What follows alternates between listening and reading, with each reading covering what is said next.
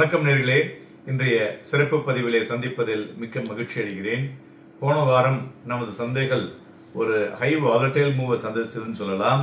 இருந்தாலும் வார முடிவிலே வீக்காக இருந்தாலும் மே மாதம் பார்க்கும் பொழுது பாசிட்டிவாக முடிவடைந்திருப்பது குறிப்பிடத்தக்கது. மற்றும் கடந்த 3 மாதமாக சந்தைகள் ஒரு பாசிட்டிவ் மூவ்ல முடிந்திருப்பதும் ஒரு குறிப்பிடத்தக்க விஷயம் என்று சொல்லலாம்.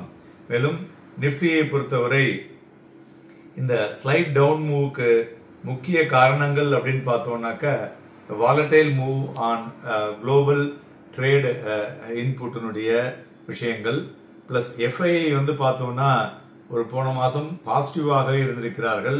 அதுபோல மிட் அண்ட் ஸ்மால் கேப்பும் பார்த்தோம்னா ஒரு பாசிட்டிவ் மொமெண்டத்தை கொடுத்திருக்கு. அதோட முக்கிய காரணம் பேங்க் நிப்டி ஒரு ஃபேவரபிள் ஆர்பிஐ ரேட் கட் இருக்கக்கூடும் என்ற காரணத்தினாலே அதுவும் ஒரு பாசிட்டிவ் மூவ்மெண்ட்ல இருந்ததுன்னு சொல்லலாம்.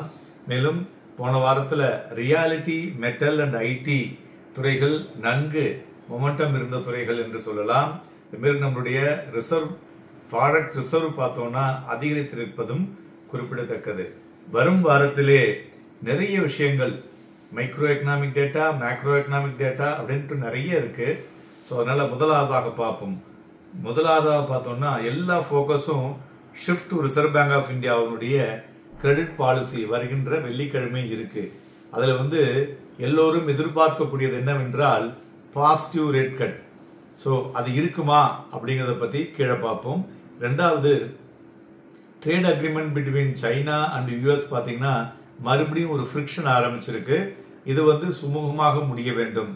மூன்றாவது, நம்மளுடைய focus on Indo US trade negotiation அடுத்த வாரத்தில் அவங்க நேரம் இங்க வராங்க. அதுவும் கம்ப்ளீட் ஆகக்கூடிய வாய்ப்புகள் இருக்கிறது. அது மாதிரி கண்டினியூட் எஃப்ஐஐ ஆக்டிவிட்டியும் கீ டு த மார்க்கெட்னு சொல்லலாம்.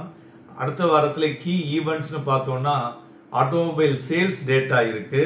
அது மாதிரி பிஎம்ஐ மேனுஃபேக்சரிங் பார்த்தீங்கன்னா குளோபலாகவும் இருக்கு, லோக்கலாகவும் இருக்கு. தென் யூஎஸ்ல ஜாப் டேட்டாவும் இருக்கு. ஸோ அதனால சென்டிமெண்ட் பார்த்தோம்னா ரிமைன் ஒரு அப்பீட்டாக தான் இருக்கிறது.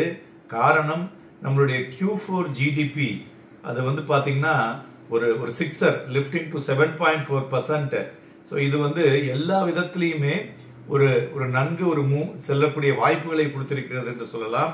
ஸோ அதனால பார்த்தோம்னா ஆர்பிஐனுடைய பாசிட்டிவ் அவுட்லுக்னால கிட்டத்தட்ட 2.69 lakh crore கவர்மெண்ட்டுக்கு ஜெனரல் ரிசர்வ்ல இருந்து மாத்துறாங்கல்ல. அதனால என்ன ஆகும், இந்தியாவுடைய பிசிக்கல் டெபிசிட்ஸும் குறையக்கூடும். ஸோ அதனால ஆர்பிஐ கண்டிப்பாக ஒரு ரேட் கட் இருக்கக்கூடும் என்பதனை இதன் மூலம் உறுதி செய்கிறது. மேலும் ஸ்டாக் ஸ்பெசிபிக் ஆக்ஷன்ஸ் இந்த வாரத்துல ஸ்பெசிபிக்காக இருக்கக்கூடும். அதை நீங்க எதிர்பார்க்கலாம். இதுதான் என்ன சொல்லியிருக்கோம், பை ஆன் டிப்ஸ் அப்படின்னு எடுத்துக்கலாம். அடுத்தது துறை வாரியாக பார்த்தோம்னு வச்சுங்களேன். மெயினா இந்த monsoon ahead of 8 days in Kerala set ஆயிருக்கு இல்லையா, இது ஒரு பெரிய பாசிட்டிவ் நியூஸ். அதுவும் especially for the fertiliser stocks. 2 வாரமாக சொல்லிட்டு இருக்கிறோம். ஃபெர்டிலைசர் ஸ்டாக்ஸ் எல்லாம் பாருங்க மோர் தென் 20% கொடுத்துருக்குங்க.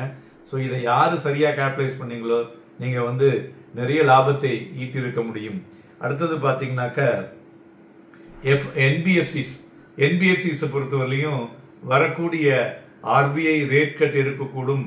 பிளஸ் இந்த கோல்டு லோன்ல நியூ லோன்ஸ் நியூ பாலிசிய கவர்மெண்ட் ஆர்பிஐ இப்ப டிஃபர் செய்ய சொல்லியிருக்கு.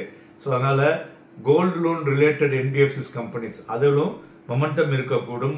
எஃப்எம்சிஜி ரூரல்ல ஆக்டிவிட்டி அதிகமாக இருக்கிறதுனால FMCG is the best sector to do the momentum activity. இதெல்லாம் பாசிட்டிவ் மொமெண்டம் இருக்கக்கூடும். மேலும் ரயில் செக்டார் போன வாரம் பிரதம மந்திரி பாத்தீங்கன்னாக்க அந்த 9,000 கிலோமீட்டர்ஸ் இதை திறந்து வைத்திருக்கிறார்கள். ஃபர்தரா ரயில் செக்டார்லயும் இன்வெஸ்ட்மெண்ட்ஸ் கவர்மெண்டோடது உள்ளே செல்ல இருக்கிறது. அதனால அந்த துறையும் மொமெண்டம் இருக்கக்கூடும். அதே மாதிரி தென் ஐடி ஸ்டாக்ஸ், ஏன்னா இப்ப பாத்தீங்கன்னாக்க மிட் சைஸ் ஐடி எல்லாமே நன்கு ரிசல்ட்ஸ் வந்திருக்கிறதுனால அந்த துறைகள்லயும் மொமெண்டம் இருக்கக்கூடும் என்று எதிர்பார்க்கலாம். வரும் வாரம் வரக்கூடிய ஆட்டோமொபைல் சேல்ஸ் டேட்டானால ஆட்டோமொபைல்லையும் மொமெண்டம் இருக்கக்கூடும் என்று எதிர்பார்க்கலாம். டெக்னிக்கலா பார்த்தோம்னா நிப்டி நிப்டியில ஒரு இன்டெசிஸ்னஸ் காணப்படுகிறது. அது நம்ம போன வாரமே பார்த்தோம், அதையும் சொல்லிட்டு இருந்தோம். ஸோ அதனால அந்த 24,800 சொன்னோம் இல்லையா, அது ஒரு ஸ்ட்ராங் பாயிண்டாக இருக்கிறதுனால அதுக்கு மேல ஒரு ஃபோக்கஸ் ஆகி போச்சுன்னு வச்சுங்களேன், நிப்டி லிஃப்ட் டு 25,200 வரலையும் செல்லக்கூடிய வாய்ப்புகள் இருக்கக்கூடும். அது போல வீக்னஸ்னாக்க 24,600 ஆக இருக்கக்கூடும். அண்ட் அடுத்த வாரம் நாளைய தினம் ஜிஎஸ்டியோட கலெக்ஷன் டேட்டாவும் வர இருக்கிறது. ஸோ அதனால ஓவராலா சந்தைகள் ஈவன் ட்ரிவன் மார்க்கெட்டாக வரும் வாரம் இருக்கக்கூடும். அதனால வாங்கி விற்பதற்கு ஏதுவாக உள்ள சூழ்நிலைகள் 70% இருக்கக்கூடும், விற்று வாங்குவதற்கு 30% இருக்கக்கூடும். அதனால வரும் வாரம் உங்களுக்கு ஒரு ப்ராஃபிட் வாரமாக அமைய வாழ்த்துகிறேன். நன்றி, வணக்கம்.